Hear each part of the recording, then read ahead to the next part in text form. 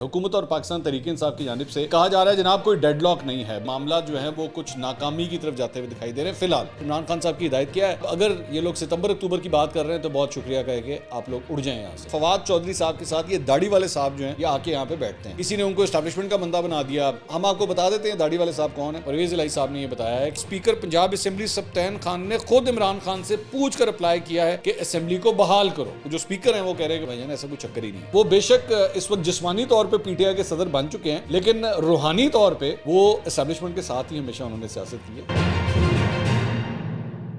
السلام علیکم ناظرین، میں ہوں منصور علی خان، اپنے ڈیجیٹل چینل کے اوپر آپ کو خوش آمدید کہوں گا۔ ناظرین، دونوں سائڈز کی جانب سے، حکومت اور پاکستان تحریک انصاف کی جانب سے یہ کہا جا رہا ہے جناب کوئی ڈیڈ لاک نہیں ہے، بات چیت ہو رہی ہے، لیکن اس سلسلے میں ہم نے آپ کو پچھلے اپنے ویلاگ کے اندر بھی آپ کو بتایا تھا کہ معاملات جو ہیں وہ کچھ ناکامی کی طرف جاتے ہوئے دکھائی دے رہے ہیں۔ فی الحال یہ ذہن میں رکھیے گا، فی الحال، کیونکہ یہ نارملی جو نیگوسیشنز ہوتی ہیں نا، یہ اپ اینڈ ڈاؤن صورتحال ہوتی ہے۔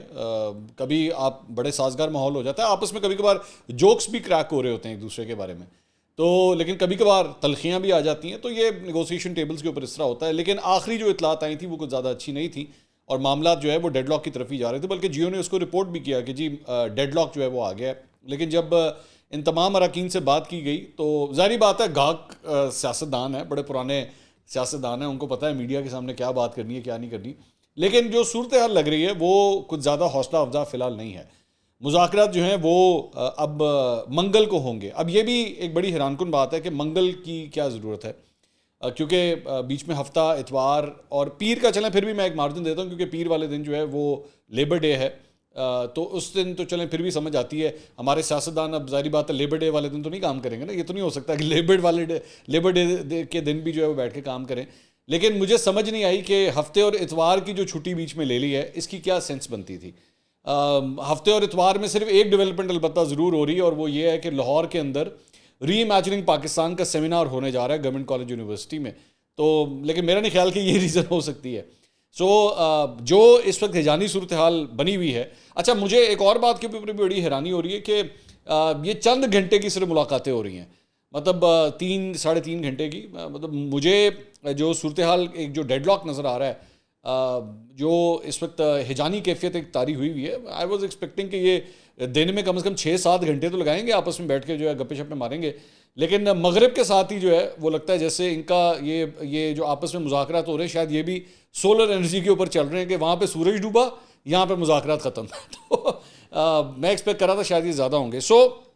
پرابلم ایریاز جو ہیں وہ ڈیفینیٹلی موجود ہیں۔ اب میں اور بھی کچھ خبریں شامل کروں گا، لیکن اس سے ریلیٹڈ کچھ اور جو ڈیٹیلز ہیں پہلے وہ شیئر کر لوں۔ اس کے اوپر چینلز نے جو ہے وہ کس طرح رپورٹ کیا ہے، یہ میں سب سے پہلے جیو نے جو رپورٹ کیا وہ کافی حد تک جو خبر میں نے بھی آپ کو پچھلے ویلاگ میں دی تھی وہ یہ تھی کہ حکومت اور تحریک انصاف کے درمیان مذاکرات میں ڈیڈ لاک جو ہے برقرار ہے۔ جیو نے رپورٹ کیا کہ حکومت الیکشن کی تاریخ پر لچک کے جواب میں لچک کا مطالبہ کر رہی ہے۔ تحریک انصاف کی کمیٹی عمران خان کی ہدایت سے پیچھے ہٹنے سے گریزا ہے، اور عمران خان صاحب کی ہدایت کیا ہے، وہ یہی ہے کہ جناب اگر یہ لوگ ستمبر اکتوبر کی بات کر رہے ہیں تو بہت شکریہ کہے کہ آپ لوگ اڑ جائیں یہاں سے۔ جبکہ اے آر وائی نے جو اس کو رپورٹ کیا ہے، ظاہری بات ہے اب میں دونوں چینلز کو کیوں کوٹ کر رہا ہوں، میں نے زیادہ ڈیٹیل میں جانا نہیں ہے، میں نے چونکہ دونوں میں کام کیا ہوا ہے، میں اس لیے تسی میرے منہ ہونا کچھ زیادہ پیڑیاں چیزاں کਢਾਉਣ دی کوشش نہ کرو، ٹھیک ہے، میں زیادہ بری باتیں نہیں کرنی ان کے بارے میں۔ تو اے آر وائی نے رپورٹ کیا ہے جی کہ عمران خان کی مذاکرات زیادہ سے زیادہ ایک ہفتے میں مکمل کرنے کی بھی ہدایت ہے کہ جی ہفتے کے اندر اندر ختم کریں، زیادہ لمبا کام جو ہے نا وہ نہیں لے کے جانا۔ انہوں نے کہا تحریک انصاف کا وفد بجٹ سے پہلے اسمبلیاں تحلیل کرنے کی تاریخ کا خواہاں ہے۔ اب بجٹ کا مطلب ہے ارلی جون، نارملی ارلی جون کے اندر جو ہے وہ پہلے 10 دن کے اندر نارملی بجٹ آ جاتا ہے، تو وہ کہہ رہے ہیں کہ جی بجٹ سے پہلے۔ اب میں نے پہلے بھی اس کے بارے میں ذکر کیا تھا کہ یہ how is that possible. So basically یا تو پھر عمران خان صاحب چاہ رہے ہیں کہ آپ بجٹ پہلے جو ہے وہ مئی کے اندر دے دیں، مئی کے اندر بجٹ دے دیں اور پھر اسمبلیاں تحلیل کر دیں، یا تو پھر عمران خان صاحب یہ چاہتے ہیں۔ انہوں نے کہا کہ جی اکتوبر میں الیکشن کی حکومتی ضد قابل قبول نہیں ہے، اسمبلیاں تحلیل کی تاریخ ہی سیاسی تناؤ میں فوری کمی لا سکتی ہے، سپریم کورٹ میں اگلی سماعت سے قبل ٹھوس پیش رفت چاہتے ہیں، حکومتی تاخیری حربوں میں کسی صورت نہیں آئیں گے۔ تو یہ انہوں نے پی ٹی آئی کو کوٹ کرتے ہوئے اے آر وائی، اور جب اے آر وائی اگر کوٹ کر رہا ہے تو صحیح کوٹ کر رہا ہے، مطلب میں اس بارے میں اپنے اس ماضی کے پرانے چینل کے اوپر پوری طرح یقین کرنے کے لیے تیار ہوں کہ ایسا ہی ہوا ہوگا۔ تو ڈیڈ لاک کی صورتحال ڈیفینیٹلی ویسی ہی برقرار ہے، اور میں فرینکلی اسپیکنگ اگر آپ مجھ سے اس پہ انالیسز لیں تو آج یہ جمعے والے دن جو صورتحال ہے کچھ زیادہ حوصلہ افزا نہیں ہے. مجھے کچھ زیادہ امیدیں نظر نہیں آ رہی. So let's see, I hope کہ کوئی بریک تھرو ہو جائے, دونوں سائڈوں میں سے کوئی ایک جو ہے تھوڑا سا بیک آف کرنے کے لیے تیار ہو جائے. ایک چیز البتہ میں ایک اور آپ کے ساتھ شیئر کرنا چاہوں گا, اور یہ کل سے میں سوشل میڈیا کے اوپر دیکھ رہا ہوں. ایک کلپ جو بیسکلی کل جب پہلی ملاقات ہوئی تھی, مذاکرات کا جو پہلا راؤنڈ جو ہے وہ جب شروع ہوا تھا, تو اس کے اندر یہ اگر آپ اسکرین کے اوپر دیکھیں کہ جب یہ دونوں سائڈز آ کے بیٹھتی ہیں تو اس دوران ایک صاحب جو ہیں یہ غور سے دیکھیے گا, فواد چودھری صاحب کے ساتھ یہ داڑھی والے صاحب جو ہیں یہ آ کے یہاں پہ بیٹھتے ہیں. تو یہ جو صاحب ہیں, یہ جنہوں نے پینٹ اور کوٹ پہنا ہوا ہے, بہت سے لوگ جو ہے وہ حیران ہو گئے کہ یار یہ پی ٹی آئی کے تو 3 لوگ تھے, یہ داڑھی والے صاحب کون ہیں. اور اس کے بعد یہ یہاں سے اٹھتے ہیں اور اٹھ کے ٹیبل سے جو ہے وہ گھومتے ہیں اور گھوم کے پھر دوسری سائڈ کے اوپر آ کے بیٹھ جاتے ہیں. تو بہت سے لوگ جو ہیں جو ظاہری بات ہے ناواقف ہیں, انہوں نے بہت سی چہمگوئیاں کی کہ یہ داڑھی والے صاحب کون ہیں, یہ کون. اچھا, وہ جس کے منہ میں جو آیا, کسی نے ان کو جو ہے وہ خفیہ ایجنسیوں کا بندہ بنا دیا, کسی نے ان کو اسٹیبلشمنٹ کا بندہ بنا دیا, کسی نے کچھ بنا دیا, کسی نے کچھ بنا دیا, مطلب جس کے منہ میں جو آیا اس نے بول دیا. یہ نہیں ہوا کہ تھوڑی سی تحقیقات کر لیں کہ بھائی یہ داڑھی والے صاحب کون ہیں. تو ہم آپ کو بتا دیتے ہیں داڑھی والے صاحب کون ہیں. یہ ایم این اے ہیں جناب, ایم کیو ایم کے, ابو بکر ان کا نام ہے, اور یہ بیسکلی ایم کیو ایم کی طرف سے آ کے اس حکومتی ٹیم کا حصہ ہیں.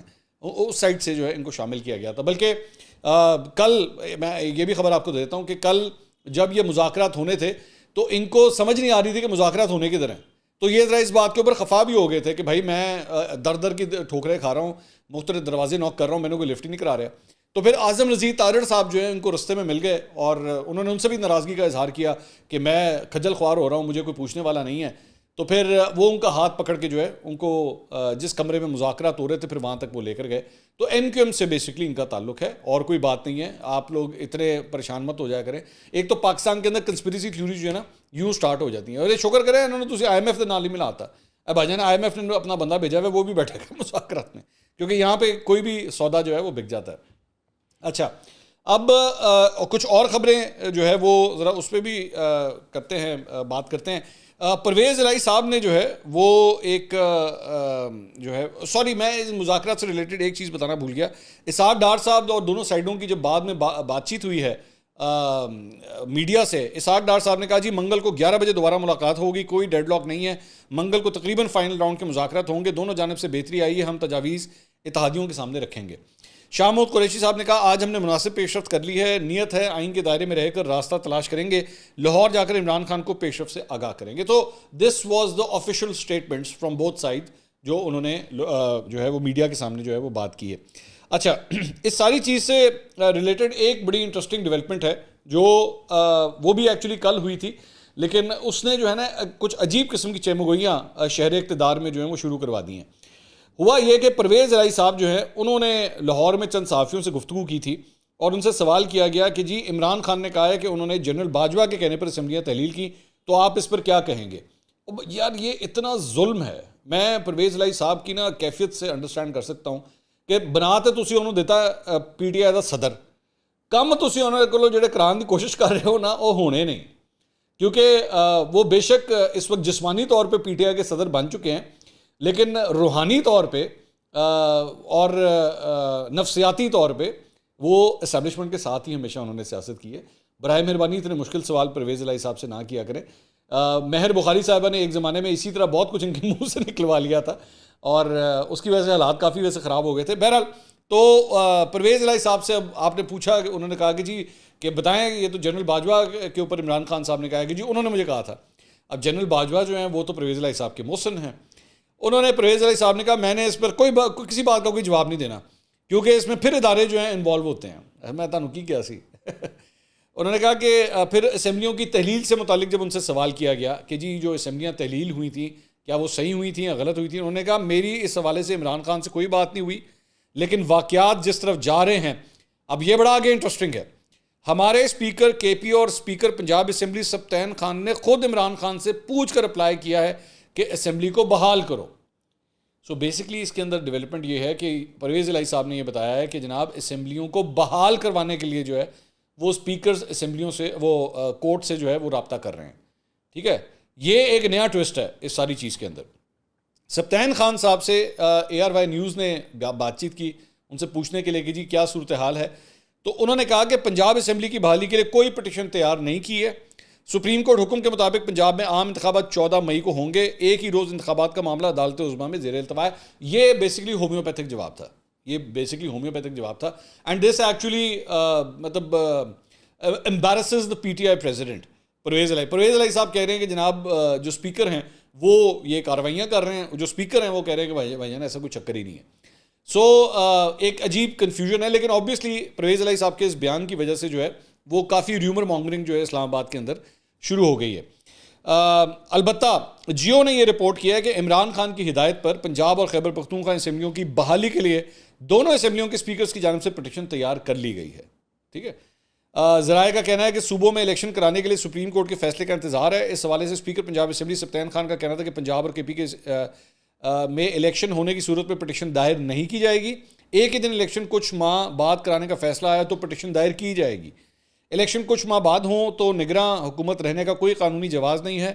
عوام کے منتخب کردہ ہی حکومت کرنے کا اختیار رکھتے ہیں. سو بیسکلی اب کچھ بات جو ہے وہ سمجھ آتی ہے، وہ یہ ہے کہ اگر یہ جو مذاکرات ہو رہے ہیں اس کے اندر یہ ڈیسائیڈ ہو جاتا ہے جی ٹھیک ہے 14 مئی کو الیکشن نہیں ہوں گے، جو کہ اب کافی حد تک کلیئرلی نظر آ رہا ہے کہ نہیں ہوں گے، تو اب ایک پٹیشن جو ہے وہ فائل کی جائے گی کہ اچھا جی اگر نہیں ہو رہے اور آگے جا رہے ہیں تو نگراں حکومتیں تو فارغ کریں نا، یہ کس چکر میں بیٹھی ہوئی ہیں یہاں پہ، ان کو فارغ کریں اور جو اسمبلیاں پرانی اسمبلیاں تھیں ان کو دوبارہ انسٹیٹ کیا جائے. سو بیسکلی یہ اس ساری چیز کے پیچھے ہے.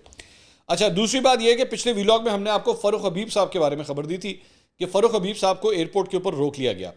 اب وہ اس کے اوپر انہوں نے صرف اتنا بتایا تھا کہ جی ان کا نام جو ہے وہ بلاک لسٹ کے اندر ہے، جس کی وجہ سے وہ دبئی ٹریول نہیں کر سکے تھے. اب اس کی دوسری سائڈ کی وجہ جو ہے وہ سامنے آئی ہے اور وہ یہ ہے کہ CCPO لاہور کے ایک مراسلے کی وجہ سے انہیں بیرون ملک جانے سے روکا گیا ہے، جس میں اس مراسلے میں کہا گیا ہے کہ فاروق حبیب تھانہ ریس کورس اور تھانہ شادمان کے 2 مقدمات میں نامزد ہیں. ان پر دہشت گردی سمیت سنگین دفعات کے مقدمات درج ہیں اور فاروق حبیب کی بیرون ملک فراری کا اندیشہ ظاہر کیا جاتا ہے، جس کی وجہ سے 28 اپریل کو DG FIA کو سٹاپ لسٹ میں ان کا نام ڈالنے کا مراسلہ بھجوایا گیا تھا 28 اپریل کو، اور مراسلے کی وجہ سے فاروق حبیب کو FIA نے بیرون ملک جانے سے روکا ہے. تو یہ دوسری سائڈ جو ہے وہ بیسکلی ساری سٹوری کی یہ ہے. اچھا جی، اس کے علاوہ عمران خان صاحب کے خلاف توہین عدالت کا جو معاملہ ہے، توہین عدالت کیس کا، اس میں اسلام آباد ہائی کورٹ میں اسسٹنٹ کمشنر کی درخواست پر یہ جو کیس فائل ہوا ہے اس کی سماعت ہوئی. عمران خان صاحب کے وکیل خواجہ حارث نے کہا کہ جوڈیشل کمپلیکس واقعے پر مختلف لوگوں کے خلاف کیسز بنائے جا چکے ہیں. اس روز کیس کی فائل بھی گم ہو گئی تھی جو سنجیدہ معاملہ تھا. چیف جسٹس نے کہا کہ یہ واقعہ بہت سنجیدہ معاملہ ہے. خواجہ حارث نے دلائل دیے کہ سارے کیسز اب متعلقہ فورم پر چل رہے ہیں، یہاں الگ کارروائی چلی تو وہ کیسز متاثر ہوں گے. کیس کی آرڈر شیٹ گم ہونے کا بھی اس سارے معاملے سے تعلق ہے.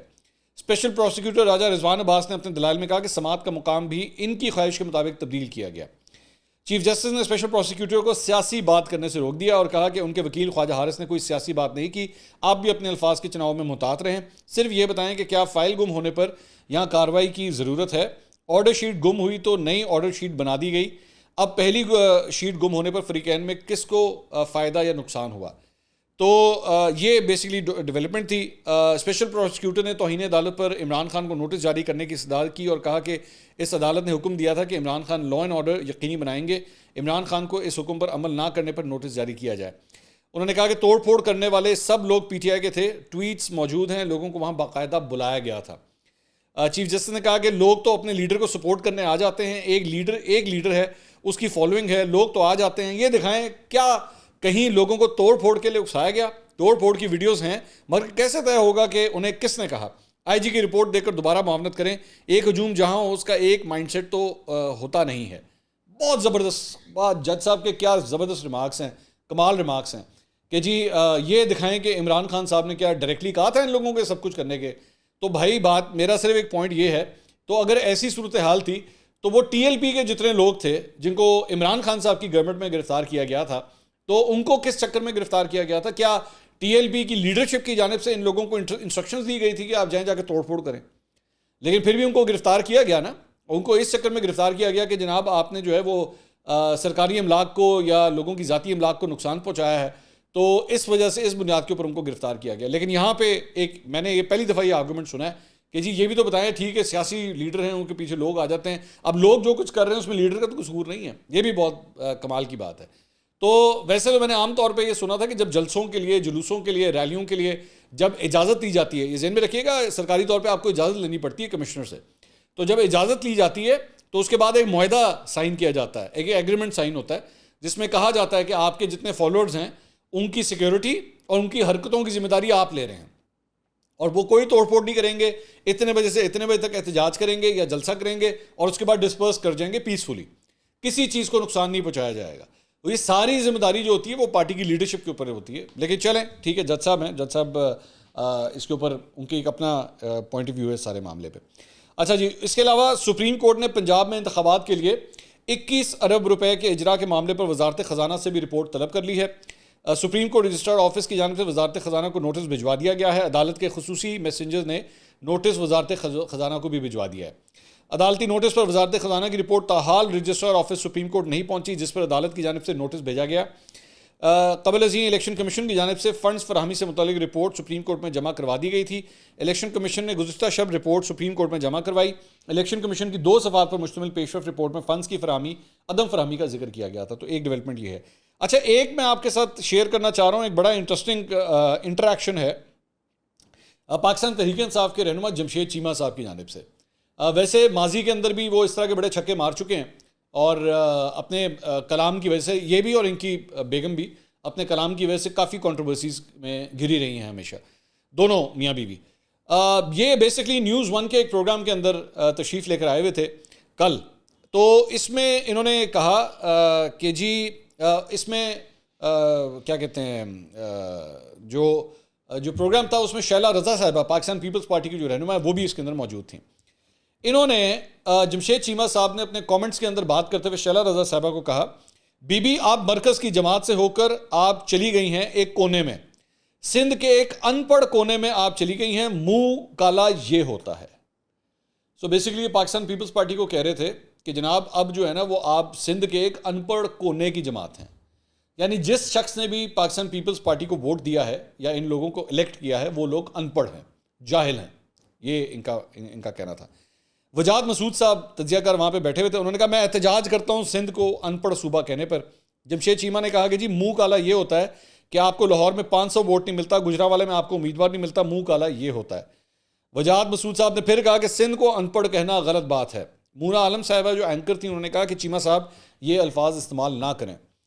جمشید چیمہ نے کہا میں صحیح کہہ رہا ہوں، میں نے کہہ دیا ہے، جہاں جہاں پڑھے لکھے لوگ ہیں وہ ووٹ نہیں دیتے آپ کو، کراچی میں آپ کو ووٹ کیوں نہیں ملتا، حیدرآباد میں کیوں نہیں ملتا، کسی بھی شہر میں آپ کو ووٹ کیوں نہیں ملتا، اس کا مطلب کیا ہے؟